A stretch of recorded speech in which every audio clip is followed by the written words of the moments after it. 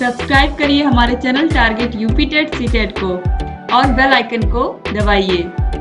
Hello दोस्तों, मैं आनंद स्वागत करता हूं आप सभी का आपके अपने channel target UP TET CTET में। दोस्तों, जैसा कि आप सभी को पता है कि हम लोग लगातार आपकी तैयारी को बेहतर करने के लिए मॉडल पेपर डिस्कस कर रहे हैं और इसी सिलसिले में दोस्तों हम लोगों ने इससे पहले 4 मॉडल पेपर डिस्कस कर लिए हैं। आज दोस्तों हम लोग आपका 5वां मॉडल पेपर डिस्कस करने वाले हैं।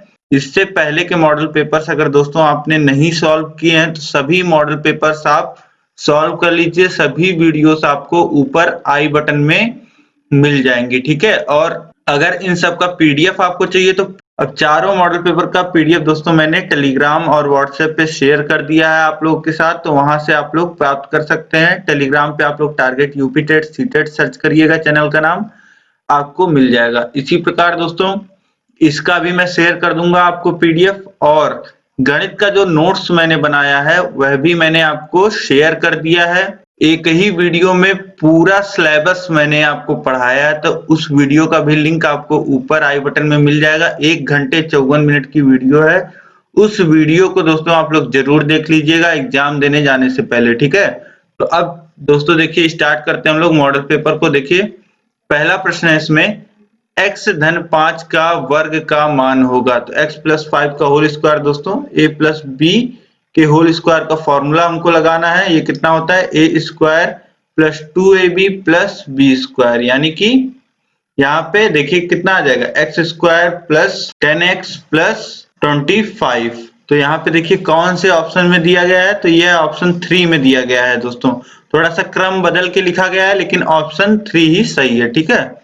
अब इसके बाद देखते हैं हम लोग अगला प्रश्न, प्रश्न संख्या 2 है, किसी निश्चित उद्देश्य से एकत्रित सूचनाओं को कहते हैं आंकड़े, गणनाएं, बारंबारता या सारणी। अब दोस्तों किसी निश्चित उद्देश्य से अगर कोई सूचना एकत्रित की गई है तो उसे हम लोग आंकड़े कहते हैं, ठीक है। और एक आंकड़ों में कोई एक आंकड़ा कितनी बार आया है उसी को बारंबारता कहते हैं, सारणी में दिखाते हैं, ठीक है। आंकड़े वह बिल्कुल सही हो जाएगा। अब इसके बाद देखते हैं, देखिए प्रश्न संख्या 3 है, निम्न में से परिमेय संख्या है। तो यहाँ पे परिमेय संख्या कौन सी है, पाई। पाई दोस्तों मैंने आपको बताया था, विशेष रूप से मैंने आपको बताया था, पाई का जो मान होता है, जो एग्जैक्ट वैल्यू होती है पाई की, इसको हम लोग p बाई क्यू के रूप में व्यक्त नहीं कर पाते हैं, तो इसलिए यह परिमेय संख्या नहीं होती है, अपरिमेय संख्या होती है। इसी प्रकार देखिए करणी में 12 किसी भी संख्या का पूर्ण वर्ग नहीं होता दोस्तों, इसीलिए यह भी परिमेय संख्या नहीं है। और देखिए 9/5 यह p बाई क्यू के रूप में है, तो दोस्तों इसे हम लोग परिमेय संख्या कहेंगे। तो ऑप्शन 3 जो है परिमेय संख्या 9/5 है, ठीक। अब इसके बाद अगला प्रश्न हम लोग देखते हैं, चौथा है, योग का तत्समक अवयव है। तो योग का तत्समक अवयव होता है दोस्तों 0, मतलब कि किसी भी संख्या में वह कौन सी संख्या हम जोड़ें कि उस संख्या के मान में परिवर्तन ना हो। अब यहाँ पे अगर दोस्तों लिखा होता कि 3 का योग का तत्समक अवयव है, तब भी ऑप्शन क्या होता सही, 4, ठीक है। अब इसके बाद देखते हैं हम लोग अगला प्रश्न, प्रश्न संख्या 5 है, संख्या ऋण 19/29 का गुणात्मक प्रतिलोम है।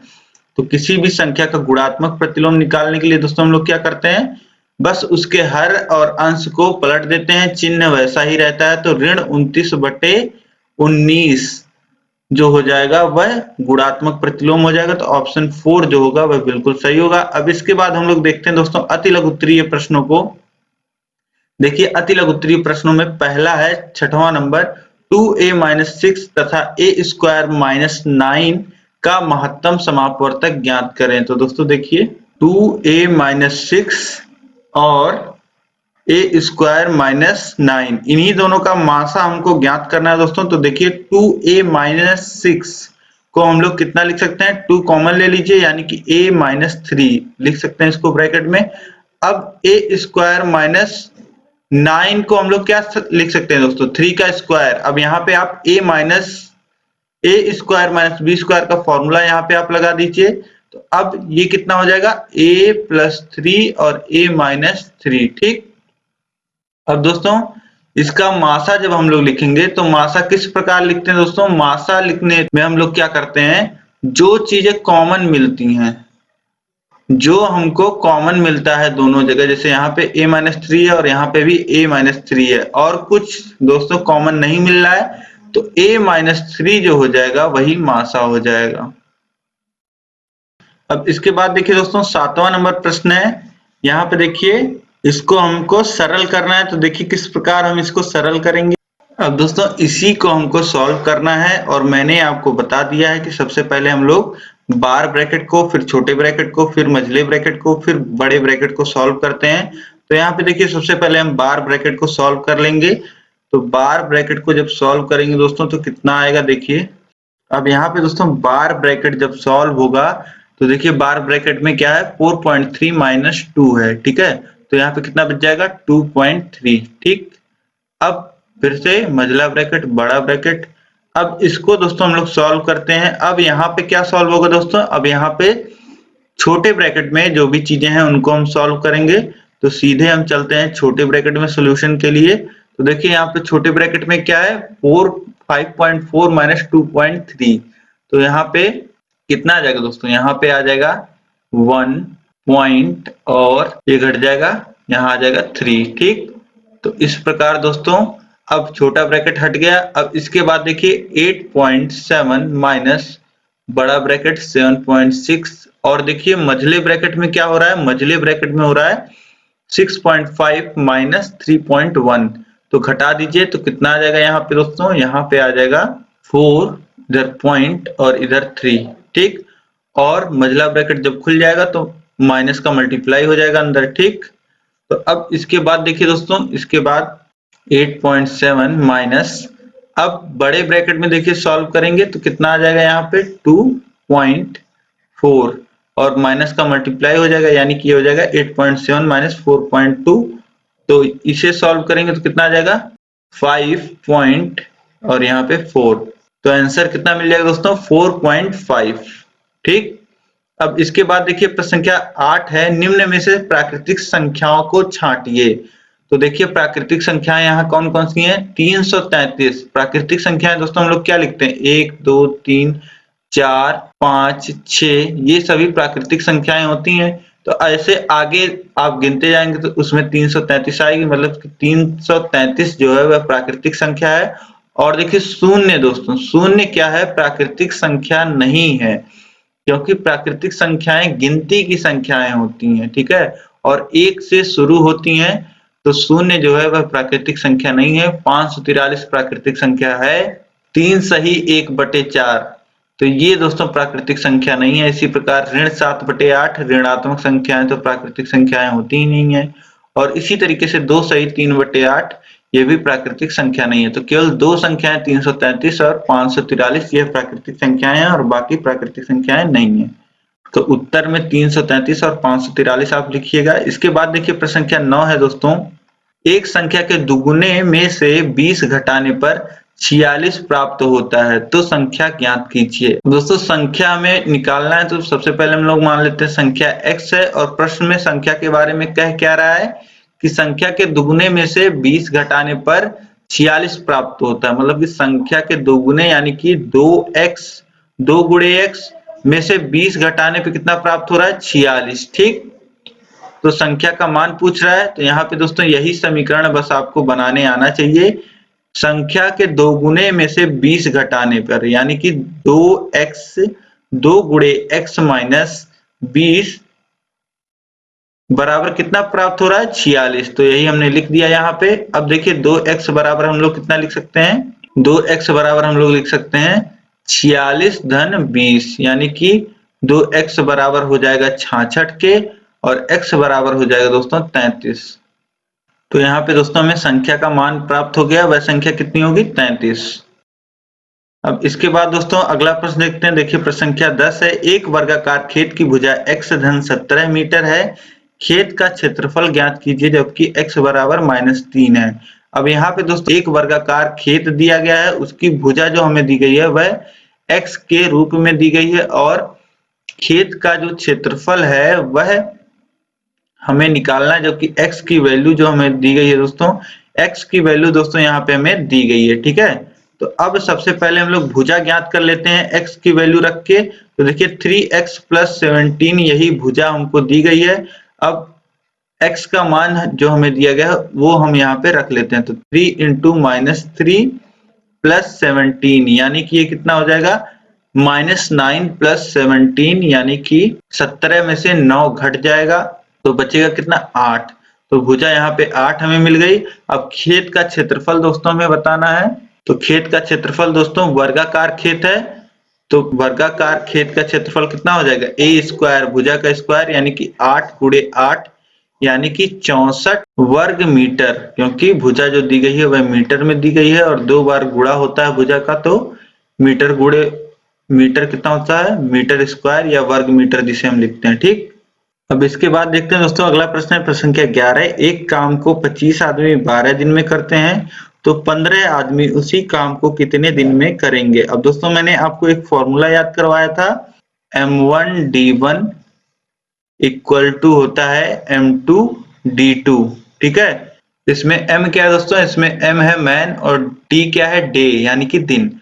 अब यहाँ पे दोस्तों यही फॉर्मूला हमें लगाना होता है। पहली स्थिति में देखिए, जब पहले काम हो रहा था 25 आदमी 12 दिन में कर ले रहे थे। ठीक, और दूसरी स्थिति क्या है, 15 आदमी कितने दिन में करेंगे यही पूछा है। तो M1 कितना है 25 और D1 कितना है 12। ठीक, अब M2 कितने हो जा रहे हैं 15 और D2 की वैल्यू दोस्तों हमें निकालनी है। तो D2 बराबर अगर हम लिखना चाहें तो कितना लिख सकते हैं, D2 बराबर हम लिख सकते हैं 25 × 12/15। ठीक है, 5 से ऊपर नीचे काटेंगे तो देखिए नीचे 3 बार में और ऊपर 5 बार में कट जाएगा। फिर 3 से 12 को काट सकते हैं 4 बार में। ठीक, और 5 का गुणा 4 में होगा तो हो जाएगा 20, यानी कि D2 की जो वैल्यू आ जाएगी 20।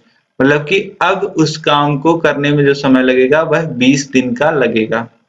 इसके बाद देखिए दोस्तों, इसके बाद है लघु उत्तरीय प्रश्न। लघु उत्तरीय प्रश्न में देखिए प्रश्न संख्या 12 है, अर्जुन की आयु श्रेया की आयु से 2 गुनी है। 5 वर्ष पहले उसकी आयु श्रेया की आयु की 3 गुनी थी, दोनों की वर्तमान आयु ज्ञात कीजिए। अब दोस्तों वर्तमान में दिया गया है कि जो अर्जुन की आयु है वह श्रेया की आयु की 2 गुनी है और 5 वर्ष पहले उसकी आयु मतलब कि अर्जुन की आयु जो थी वह श्रेया की आयु की 3 गुनी थी। तो दोनों की वर्तमान आयु ज्ञात करो। अब दोस्तों यहाँ पे हम मान लेते हैं कि जो श्रेया की आयु है वह वर्तमान में कितनी है, x मान लेते हैं। ठीक है, श्रेया की वर्तमान आयु हमने यहाँ पे x मान लिया है। तो यहाँ पे देखिए प्रश्न में दिया गया है कि अर्जुन की आयु श्रेया की आयु की 2 गुनी है। ठीक है, तो यहाँ पे दोस्तों अर्जुन की आयु कितनी हो जाएगी, अर्जुन की आयु हो जाएगी, अर्जुन की वर्तमान आयु जो दिया गया है वह 2 गुना है श्रेया के, यानी कि 2 × x यानी कि 2x हो जाएगा। ठीक, अब इसके बाद कह रहा है दोस्तों कि 5 वर्ष पहले जो अर्जुन की आयु थी वह श्रेया की आयु की 3 गुनी थी। तो दोनों का वर्तमान आयु हमें निकालना है। तो अगर हम लोग 5 वर्ष पहले की बात करें दोस्तों, तो 5 वर्ष पहले श्रेया की आयु रही होगी x - 5, क्योंकि इस समय 5 है तो 5 वर्ष पहले x - 5 रही होगी। इसी प्रकार अर्जुन की जो आयु 5 वर्ष पहले रही होगी दोस्तों वह रही होगी 2x - 5, क्योंकि इस समय 2x है। ठीक, अब प्रश्न में कह रहा है दोस्तों यही 5 वर्ष पहले जो अर्जुन की आयु थी मतलब कि 2x - 5 वह 3 गुनी थी श्रेया की आयु की, यानी कि x - 5 के। देखिए यहाँ पे 5 वर्ष पहले उसकी आयु श्रेया की आयु की 3 गुनी थी। तो यही हमने यहाँ पे दोस्तों दिखा दिया। 2x - 5 बराबर 3 × x - 5, तो ये हो जाएगा 2x - 5 बराबर 3x - 15। और अब देखिए चर को एक तरफ कर लेते हैं, चर को एक तरफ, -5 इधर है और इधर से 15 -15 आएगा, इधर हो जाएगा +15 और इधर देखिए 3x है और 2x प्लस का उधर से आएगा, इधर हो जाएगा -2x। ठीक, तो अब इसे हम लोग लिख सकते हैं दोस्तों 10 बराबर x के, यानी कि x की जो वैल्यू आ गई, श्रेया की जो वर्तमान आयु आ गई दोस्तों वह 10 आ गई। ठीक, अब इसी का दोस्तों प्रयोग करके हम लोग अर्जुन का वर्तमान आयु निकाल सकते हैं, यानी कि 2x है तो 2 इंटू 10 कितना हो जाएगा 20। तो श्रेया की वर्तमान आयु आ गई दोस्तों 10 वर्ष और अर्जुन की जो वर्तमान आयु आ गई वह 20 वर्ष आ गई। ठीक, अब इसके बाद अगला प्रश्न दोस्तों हम लोग देखते हैं। प्रश्न संख्या 13 है 8 सेंटीमीटर भुजा वाले वर्ग से 2 सेंटीमीटर भुजा वाले कितने वर्ग काटे जा सकते हैं। तो यहाँ पे दोस्तों प्रश्न में कह रहा है कि 8 सेंटीमीटर भुजा वाले वर्ग से अगर 2 सेंटीमीटर भुजा वाले वर्ग बनाने हो तो कितने वर्ग बनाए जा सकते हैं। तो इसको किस प्रकार सॉल्व करेंगे चलिए देखते हैं दोस्तों। देखिए 8 सेंटीमीटर वाले वर्ग का पहले हम लोग क्षेत्रफल निकाल लेते हैं। ठीक है, 8 सेंटीमीटर भुजा वाले वर्ग का क्षेत्रफल कितना होगा। वर्ग का क्षेत्रफल होगा 8 गुणे 8 यानी कि 64 सेंटीमीटर स्क्वायर। ठीक, अब इसी प्रकार अगर हम लोग 2 सेंटीमीटर वाला वर्ग बनाएं, 2 सेंटीमीटर वाले वर्ग का क्षेत्रफल कितना होगा दोस्तों। वर्ग का क्षेत्रफल होगा 2 गुणे 2 यानी कि 4 सेंटीमीटर स्क्वायर। अब दोस्तों ये जो बड़ा वाला वर्ग है उसकी भुजा 8 सेंटीमीटर की है। अब जो हम लोग बना रहे हैं वह 2 सेंटीमीटर का है। इस प्रकार होगा, तो इस प्रकार दोस्तों वर्ग निकलेंगे। ठीक है, तो अब कितनी संख्या निकल सकती है। संख्या जो हो जाएगी दोस्तों वह 8 सेंटीमीटर वाले वर्ग का क्षेत्रफल और भाग दे देंगे दोस्तों हम लोग 2 सेंटीमीटर वाले वर्ग के क्षेत्रफल से। तो हमें मिल जाएगा कि कितने वर्ग बन सकते हैं। तो अब देखिए यही हो जाएगा 64/4। ठीक, अब 4 से काट दीजिए तो 1 और 6। ठीक, तो 16 चौक 64 होता है। तो ये हो जाएगा, हमें कितने वर्ग मिल जाएंगे दोस्तों। हमें मिल जाएंगे 16 वर्ग। ऐसे भी आप देखेंगे तो 4 वर्ग यहाँ बनेंगे। ठीक है, और इसी प्रकार यहाँ पे 4 लाइनें बनेंगी। ठीक है, तो ये जो संख्या हो जाएगी दोस्तों यही 16 वर्ग बनेंगे। ठीक है, तो टोटल जो संख्या होगी वर्गों की वह 16 होगी। इसके बाद दोस्तों प्रश्न संख्या 14 है निम्न आयत चित्र में छात्रों की संख्या तथा उनके प्राप्तांकों को निरूपित किया गया है। यहाँ पे देखिए एक आयत चित्र दिया गया है जिसमें छात्रों का प्राप्तांक हमें दिया गया है और छात्रों की संख्या यहाँ पे दी गई है। अब यहाँ पे दोस्तों कुछ प्रश्न दिए गए हैं, इन्हीं प्रश्नों का उत्तर हमको देना है। ठीक है, इस आयत चित्र को देख करके। तो अब देखिए पहला प्रश्न है वह वर्ग अंतराल जिसमें छात्रों की संख्या अधिक है। तो यहाँ पे वह वर्ग अंतराल कौन सा है दोस्तों जहां पे छात्रों की संख्या सबसे अधिक है। तो छात्रों की संख्या आप देखेंगे जिसमें बारंबारता, ये जो आयत चित्र में आयत बनता है इसमें जिसकी ऊंचाई सबसे अधिक होगी उसी वर्ग अंतराल में छात्रों की संख्या सबसे अधिक होगी। तो यहाँ पे आप देख पा रहे हैं 14 जो है वह सबसे अधिक छात्र हैं एक वर्ग अंतराल में। और यह वर्ग अंतराल कौन सा है दोस्तों, यह वर्ग अंतराल है 40 से 50 का। तो यहाँ पे उत्तर हम लोग लिख सकते हैं 40 से 50 का। अब इसके बाद देखिए प्रश्न संख्या 2 है, इसी में वर्ग अंतराल जिसमें छात्रों की संख्या कम है। तो सबसे कम, यहाँ पे कम से मतलब है सबसे कम। ठीक है, तो किस वर्ग अंतराल में सबसे कम है। तो यहाँ पे आप देख पा रहे हैं जिसमें बारंबारता 2 है। ठीक, इससे कम कोई नहीं है। तो ये वर्ग अंतराल कौन सा है 30 से 40। तो यहाँ पे हम लिख देंगे 30 से 40। अब इसके बाद देखते हैं प्रश्न संख्या 3 है 50 से 60 वर्ग अंतराल में छात्रों की संख्या कितनी है। तो 50 से 60 वर्ग अंतराल में देखते हैं 50 से 60 छात्रों की संख्या दोस्तों कितनी है 8 है। ठीक है, तो यहाँ पे उत्तर हो जाएगा 8। इस प्रकार से दोस्तों यह भी आप कर सकते हैं बहुत आसानी से। और दोस्तों आपको मैंने अगर जैसे यहाँ पे प्राप्तांक और छात्रों की संख्या दी गई है, मतलब कि वर्ग दिया गया है और बारंबारता दी गई है। तो वर्ग और बारंबारता अगर दोस्तों दिया गया है तब तो आप आयत चित्र बना ही सकते हैं आसानी से। लेकिन आयत चित्र को अगर देख करके दोस्तों आपको वर्ग अंतराल और बारंबारता लिखना हो तो भी दोस्तों आप लिख सकते होंगे। जैसे यहाँ पे आप देखिए 0 से लेकर के 10 तक बारंबारता कितनी है 5 है। इसी प्रकार 10 से 20 तक बारंबारता कितनी है 12 है। तो इस प्रकार दोस्तों उम्मीद है कि आप इस प्रकार भी लिख लेंगे अगर परीक्षा में आएगा। ठीक है, अब देखिए आगे हम लोग देखते हैं प्रश्न संख्या 15 है दोस्तों। चित्र में त्रिभुज ए बी सी तथा त्रिभुज पी क्यू आर समरूप हैं, तो त्रिभुज पी क्यू आर की शेष भुजाएं ज्ञात कीजिए। तो यहाँ पे दोस्तों आप चित्र में देख पा रहे हैं त्रिभुज ए बी सी और त्रिभुज पी क्यू आर आपस में समरूप हैं।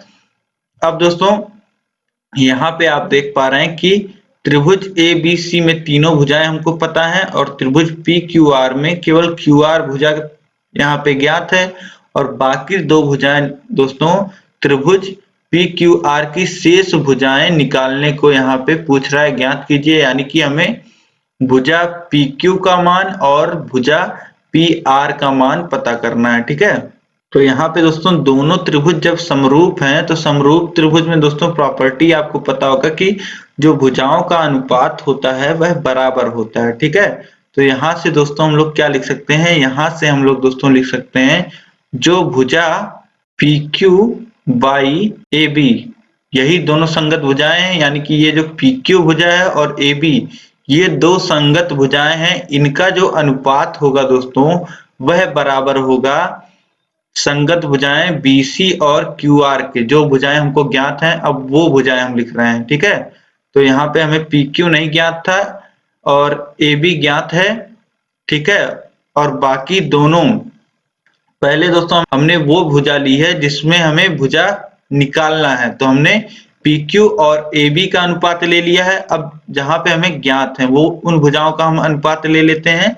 तो यहाँ पे देखिए इसी प्रकार QR अनुपाते BC, तो ये अनुपात दोस्तों हमें पता है। अब इनका मान हम लोग रख लेते हैं दोस्तों। तो यहाँ पे कितना हो जाएगा, PQ बटे AB बराबर हो जाएगा QR।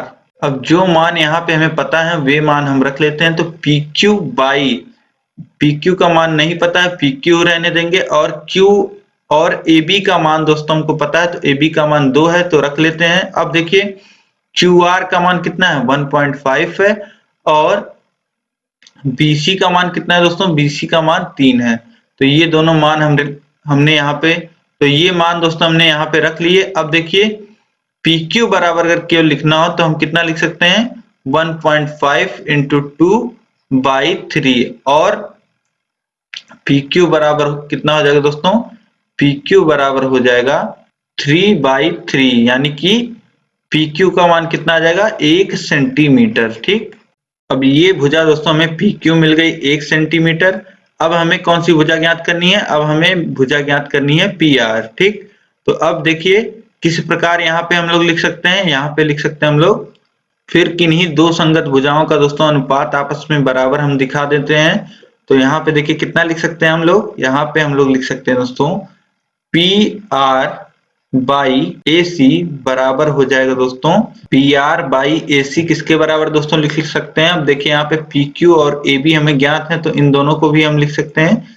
तो कितना हो जाएगा PQ बाई AB, ठीक है।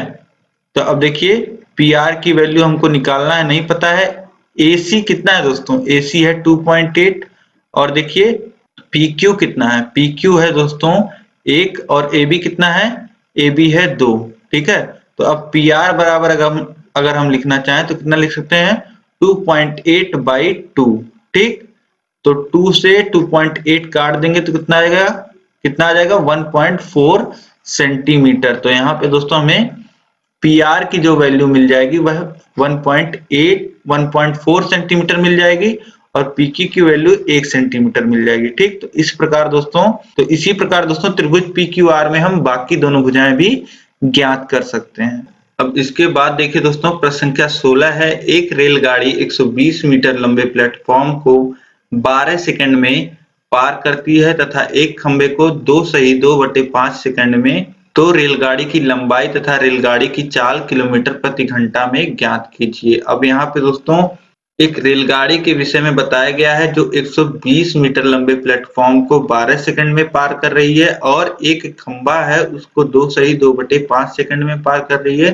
तो हमें रेलगाड़ी की लंबाई भी बतानी है और उसकी चाल भी बतानी है किलोमीटर प्रति घंटे में। तो सबसे पहले दोस्तों हमें रेलगाड़ी की लंबाई की आवश्यकता पड़ेगी और यहाँ पे पूछ भी रहा है। तो सबसे पहले हम लोग मान लेते हैं जो रेलगाड़ी की लंबाई है वह x है, तो सबसे पहले दोस्तों यहाँ पे माना, यह हमने मान लिया। इसके बाद दोस्तों कह रहा है कि रेलगाड़ी 120 मीटर लंबे प्लेटफॉर्म को 12 सेकंड में पार करती है। तो रेलगाड़ी 120 मीटर लंबे प्लेटफॉर्म को दोस्तों पार कर रही है 12 सेकंड में। तो यहाँ से दोस्तों हम क्या निकाल सकते हैं, ये देखिए। अब यहाँ पे आप सोचिए 120 मीटर लंबा प्लेटफॉर्म है और यह जो रेलगाड़ी है यह x मीटर लंबी है, ठीक है।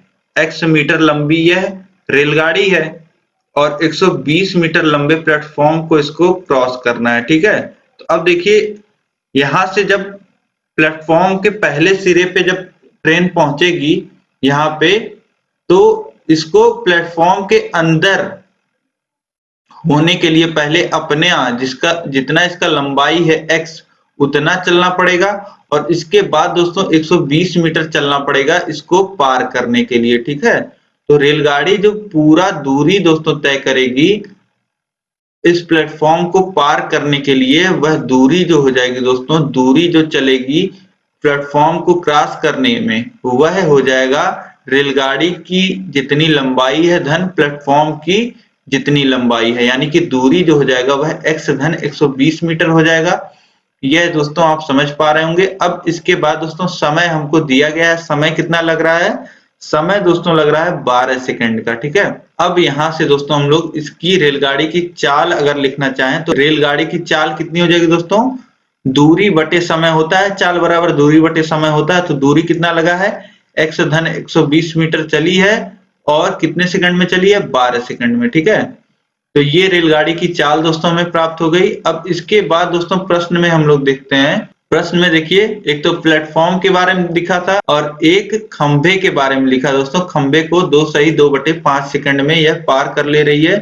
तो खंभे से दोस्तों हम लोग एक बार और चाल निकाल सकते हैं। देखिए खंभे को 2 सही 2/5 सेकंड में पार कर रही है, यानी कि इसको कितना लिख सकते हैं, 5 दूनी 10, यानी कि 12/5 सेकंड में यह एक खंभे को क्रॉस कर ले रही है। तो एक खंभा अगर दोस्तों इस प्रकार हो और रेलगाड़ी को उसको क्रॉस करना हो तो रेलगाड़ी को कितना दूरी चलना पड़ेगा, जितना रेलगाड़ी का लंबाई है दोस्तों, अगर रेलगाड़ी उतना चल देगी तो इस खंभे को क्रॉस कर लेगी, ठीक है। यहाँ पे आप साफ चित्र के माध्यम से देख पा रहे हैं कि एक रेलगाड़ी है वह खंभे को कब पार कर लेगी, जब अगले सिरे से होते हुए उसका पिछला सिरा खंभे से पार हो जाए, ठीक है। तो इतने में दोस्तों इसको x दूरी चलना पड़ेगा और समय कितना लग रहा है यह दिया हुआ है, यानी कि 12/5 रख देंगे। इसको हम लोग लिख सकते हैं 5 का गुणा ऊपर अंश में हो जाएगा, यानी कि 5x/12 लिख सकते हैं, ठीक है। तो यहाँ पे दोस्तों जो खंभे से हमने चाल निकाला है और जो हमने प्लेटफॉर्म को क्रॉस करते समय चाल निकाला है, उन दोनों को हम बराबर दिखा सकते हैं। ऐसा क्यों कर सकते हैं हम, ऐसा इसलिए कर सकते हैं दोस्तों क्योंकि जो रेलगाड़ी है उसकी चाल तो हमेशा समान है, चाहे वह खंभे को पार कर रही हो चाहे वह प्लेटफॉर्म को पार कर रही हो। तो इन दोनों को दोस्तों हम बराबर दिखा सकते हैं, यानी कि हम लोग क्या लिख सकते हैं, 5x/12 बराबर x धन 120/12, ठीक। अब यहाँ पे दोस्तों तिर्यक गुणा हम कर सकते हैं, तो इस 12 का गुणा यहाँ ऊपर 5x में हो जाएगा, ठीक, और इस 12 का गुणा यहाँ x धन 120 में हो जाएगा, ठीक है। तो ये हो जाएगा 12 गुणे 5x और ये हो जाएगा 12 गुणे x धन 120। अब देखिए दोनों तरफ 12 का गुणा हो रहा है पूरे पदों में, तो 12 से दोनों पक्षों में भाग दे दीजिए तो कितना आ जाएगा, 12 5x बराबर x धन 120, ठीक। तो अब जो चर हैं उनको एक तरफ कर लीजिए, यानी कि इस x को इधर ले आएंगे तो ये हो जाएगा इधर आके -x बराबर 120, यानी कि 4x बराबर हमें मिल जाएगा 120 और x बराबर दोस्तों हमको मिल जाएगा 30 मीटर। यह हमने दोस्तों लंबाई मानी थी रेलगाड़ी की। तो रेलगाड़ी की लंबाई दोस्तों हमें यहाँ पे मिल गई 30 मीटर और चाल कितनी है इसकी, रेलगाड़ी की चाल हमें निकालना है दोस्तों। तो रेलगाड़ी की चाल हम लोग निकाल सकते हैं, किसी में भी आप रख दीजिए 5x/12 में या x धन 120/12 में रख दीजिए। तो मान दोस्तों हमको प्राप्त हो जाएगा। चाल बराबर कितना लिख सकते हैं दोस्तों? चाल बराबर है 5x/12 और 5 गुणे 30/12 हो जाएगा ये। ठीक, अब 3 से काट दीजिए ऊपर नीचे, तो ये 10 बार में कटेगा और ये 4 बार में कटेगा। ठीक है, तो दोस्तों यहाँ पे इसको हम लोग लिख सकते हैं 50/4 या 50/4 को क्या लिख सकते हैं 25/2 और ये चाल हमें पता चल जाएगी मीटर पर सेकंड में, क्योंकि जो रेलगाड़ी की लंबाई है वह मीटर में है और जो हमें समय दिया गया है वह सेकंड में दिया गया है। ठीक है, तो इस प्रकार दोस्तों चाल हमें मीटर पर सेकंड में मिल गई, लेकिन प्रश्न में हमसे पूछ रहा है किलोमीटर प्रति घंटे में। ठीक है, तो 25/2 मीटर पर सेकंड को किलोमीटर प्रति घंटे में बदलने के लिए हम लोग 18/5 से इसमें गुणा कर देंगे। ठीक है, तो अब चाल बराबर हो जाएगा 25/2 गुणे 18/5। अब 5 से 25 को काटेंगे दोस्तों 5 बार में कट जाएगा और 2 से 18 को काटेंगे 9 बार में कट जाएगा और 5 का गुणा 9 में हो जाएगा, तो ये हो जाएगा 45 किलोमीटर प्रति घंटा रेलगाड़ी की जो चाल हो जाएगी दोस्तों, यह हमें मिल जाएगी। तो रेलगाड़ी की चाल यहाँ उत्तर हो जाएगा 45 किलोमीटर प्रति घंटा और जो रेलगाड़ी की लंबाई आ जाएगी दोस्तों वह 30 मीटर की आ जाएगी। तो यहाँ पे दोस्तों हमें दोनों उत्तर मिल गया। अब इसके बाद देखते हैं हम लोग प्रश्न संख्या 17 है दोस्तों, दो क्रमागत विषम संख्याओं का योगफल 40 है, उन संख्याओं को ज्ञात कीजिए। अब दो क्रमागत विषम संख्याएं बोला है दोस्तों, यहाँ पे आप लोग हड़बड़ी में गलती मत करिएगा। दो क्रमागत विषम संख्याओं का योगफल 40 है, उन संख्याओं का मान हमें ज्ञात करना है। ठीक है, तो आप सबसे पहले एग्जाम्पल से समझिए। अगर 3 दिया गया हमें, 3 एक संख्या, उसकी क्रमागत विषम संख्या पूछ रहा है, तो 3 की क्रमागत संख्या क्या होती है? 4 होती है, लेकिन हमसे क्या पूछा है? क्रमागत विषम संख्या। तो क्रमागत विषम संख्या क्या होगी? 5 होगी और 5 की क्रमागत विषम संख्या कितनी होगी? 7 होगी। ठीक है, इसी प्रकार 7 की 9। तो यहाँ पे दोस्तों आप देख पा रहे हैं कितने का डिफरेंस आ रहा है? 2-2 का डिफरेंस आ रहा है। ठीक है, तो अगर एक संख्या जो हम लोग मानते हैं x है, तो दूसरी क्रमागत विषम संख्या क्या होगी? x-2 होगी। तो यहाँ पे दोनों संख्याएं दोस्तों हमें पता चल गई। पहली संख्या x अगर हमने मान लिया तो दूसरी संख्या x-2 हो जाएगी।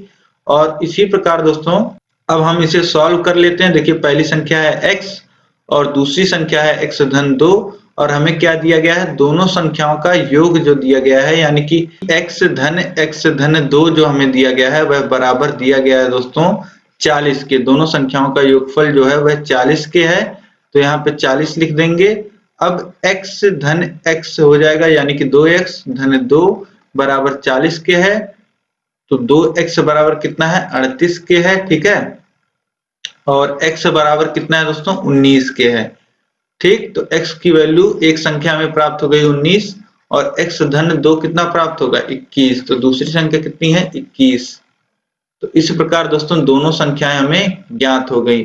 पहली संख्या 19 होगी और दूसरी संख्या 21 होगी। इसी प्रकार दोस्तों अगला प्रश्न हम लोग देखते हैं।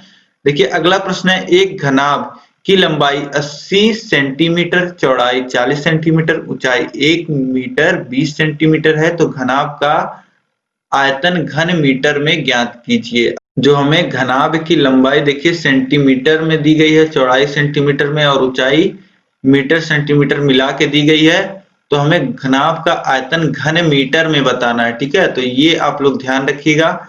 सबसे पहले यहाँ पे क्या करना है? सबसे पहले जो लंबाई दोस्तों हमें दी गई है, लंबाई को हमें बदल लेना है मीटर में। ठीक है, तो देखिए 80 सेंटीमीटर को अगर हम लोग मीटर में बदलते हैं तो 100 से भाग दे देंगे, यानी कि 0.8 मीटर हमें प्राप्त हो जाएगा दोस्तों लंबाई।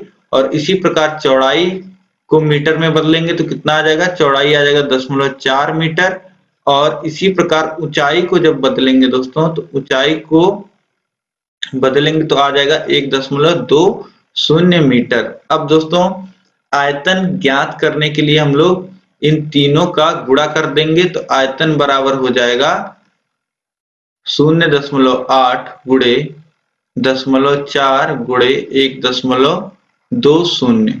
तो अब देखिए 0.8 का गुणा 0.4 में होगा, तो 8 का गुणा 4 में होता है, तो दोस्तों कितना आता है? 32। 8 चौक 32 होता है और एक एक अंक पे यहाँ दशमलव है और यहाँ पे 2 अंक पे लगेगा तो 0.32 हो जाएगा और गुणे 1.2।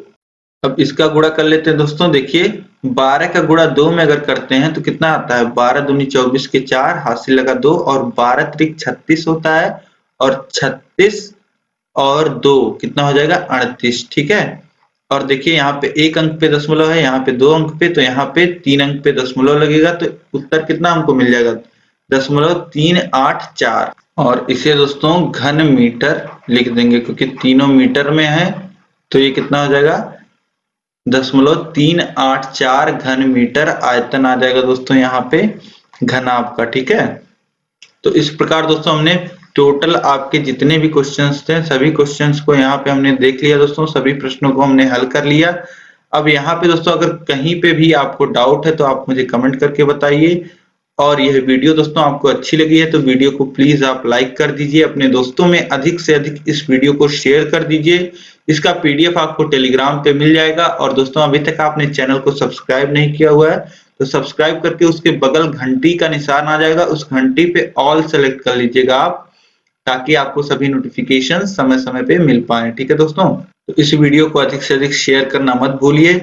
यहाँ से आपके परीक्षा में प्रश्न बनेंगे, इसी प्रकार के प्रश्न आपके परीक्षा में आएंगे दोस्तों।